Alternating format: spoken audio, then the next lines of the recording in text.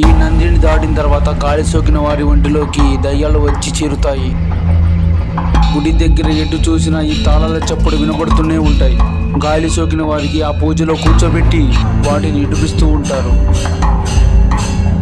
మరోవైపు అక్క దేవతల వల్లకి వచ్చి హర హర సాంబశివ అన్నయ్య అంటూ దండలు అయితే పెడుతుంటారు. నమస్తే everyone, welcome back to our channel JB begins.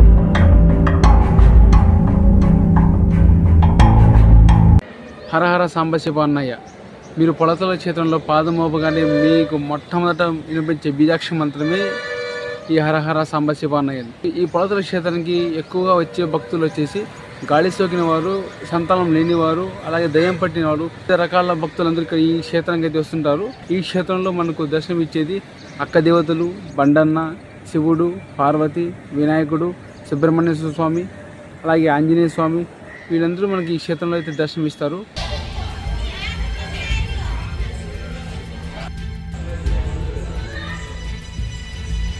ఈ పొలతల కోన ఎక్కడుందంటే గగనపల్లి గ్రామం, పెండిమరి మండలం, కడప జిల్లాలో అయితే ఈ పొలతల కోన అయితే ఉంది. కడప నుంచి మీరు పొలతల కోన వెళ్ళాలనుకుంటే కడప పాత బస్టాండ్ కానీ కొత్త బస్టాండ్ నుంచి వేంపల్లికి వెళ్ళే పల్లె వెలుగు బస్సు అయితే ఎక్కండి. బస్సు ఎక్కిన తర్వాత వెల్లటూరు రోడ్ అనే గ్రామానికి మీరైతే టికెట్ తీసుకోండి. అక్కడ నుంచి మీరు పొలతల కొండకు వెళ్ళడానికి ఆటోలు అయితే అందుబాటులో ఉంటాయి.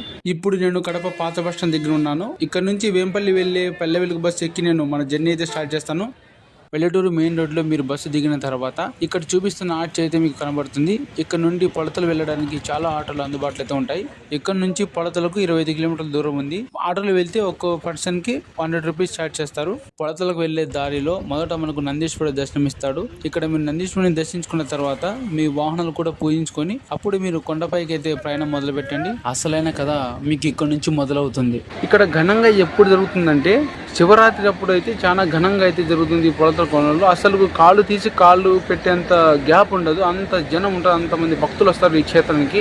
ఎడగరికి చిన్నదాన సీన వీర మల్లమ్మ నీకు శరణు గదనమ్మ అవనంత ఏలంగా అక్క దేవతల 6 చెల్లెలకు తోడుగా చూడచక్కని రూపంతో కోటి సూర్య తేజస్సుతో బ్రాహ్మణ కుటుంబంలో జన్మించింది చిన్న వీర మల్లమ్మ. నేడు భక్తులకు శరణు తల్లి అంటే కరుణించి కాపాడుతూ ఎంతో మంది భక్తులకు దర్శనమిస్తోంది. చాలా మందికి ఇక్కడే అక్క దేవతలు పైలోకి వస్తుంటారు. అప్పుడు మీరు చిన్న వీర మల్లమ్మకి టెంకాయ కొడితే అమ్మవారు శాంతిస్తారు.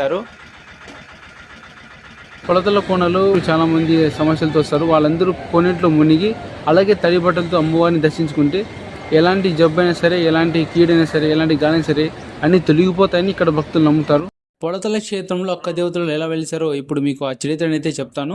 భూలోకంలోని జనులు భూత ప్రేత పిశాక్షల బాధలతో అల్లాడిపోతున్నారు. ఎక్కడ చూసినా చావు కేకలు, ఆర్తనాదాలతో జనులు సతమతం అవుతున్నవారు. భూలోకం అంతా భూత ప్రేత పిశాక్షలు సంచరిస్తూ తాండవం చేస్తున్నవి. మానవులు పడుతున్న కష్టాలను చూసిన భూదేవి చలించిపోయి సకల కోటి జీవ ప్రాణుల బాధలు తీర్చడానికి వైకుంఠానికి వెళ్ళింది. భూదేవి రాకను గమనించిన ఆ శ్రీ మహావిష్ణువు, ఏంటమ్మా భూమాత, ఎన్నడూ లేని విధంగా వైకుంఠానికి వచ్చావు అని అడగగా అప్పుడు భూమాత శ్రీ మహావిష్ణువుతో ఇలా చెప్పింది. భూలోకంలో భూత ప్రేత పిశాచాల భారం ఎక్కువైపోయింది. లోక కళ్యాణం కోసం భూలోకానికి వచ్చి భూభారం తగ్గించాలని భూదేవి శ్రీ మహావిష్ణువుతో అనగా దానికి విష్ణువు సరేనమ్మా అని చెప్పి వైకుంఠానికి బ్రహ్మను శివుణ్ణి పిలిచాడు. మనం భూలోకంలో కొత్త అవతారం ఎత్తాల్సిన సమయం వచ్చింది. భూత ప్రేత దయ్యాలు జనాలను బాధలు పెట్టి హతమారుస్తున్నాయంట. ఆ బాధలు చూడలేక భూదేవి నా దగ్గరకు వచ్చింది. లోక కళ్యాణం కొరకు ఆ శ్రీ మహావిష్ణువు జనక మహర్షిగా కాశీపట్నం ఎందు అవతారం ఎత్తారు. బ్రహ్మదేవుడు కర్ణాటక రాజ్యం ఎందు గురదార గ్రామంలో బ్రాహ్మణుడిగా జన్మించాడు. కైలాస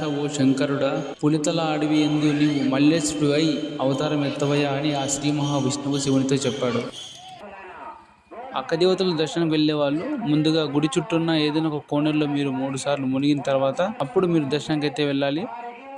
మీరు ఏ సమస్యలతో వచ్చినా సరే అక్క దేవతల అనుగ్రహం మీకు కలగాలంటే అక్క దేవతల గుడి చుట్టూ ఉన్న ఏదైనా 3 కోణాల్లో మీరు మునిగిన తర్వాత 3 సార్లు గుడి చుట్టూ ప్రదక్షిణ చేసిన తర్వాత మీరు వరపడితే, గుడి లోపల అయితే వరపడకూడదు, అక్కడ పూజలు కూడా దాన్ని అంగీకరించరు.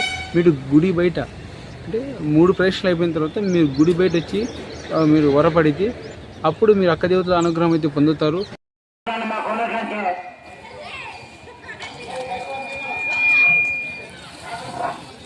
ఈ పొలతల కొండకి వెళ్ళాలనుకునేవారు కేవలం సోమవారం, శుక్రవారం ఈ 2 రోజులు మాత్రమే వెళ్ళగలరు. మిగతా ఏ రోజుల్లో పోయినా మీకు అక్కడ ఆలయం మూసివేయబడి ఉంటుంది, అక్కడ ఎవరు ఉండరు.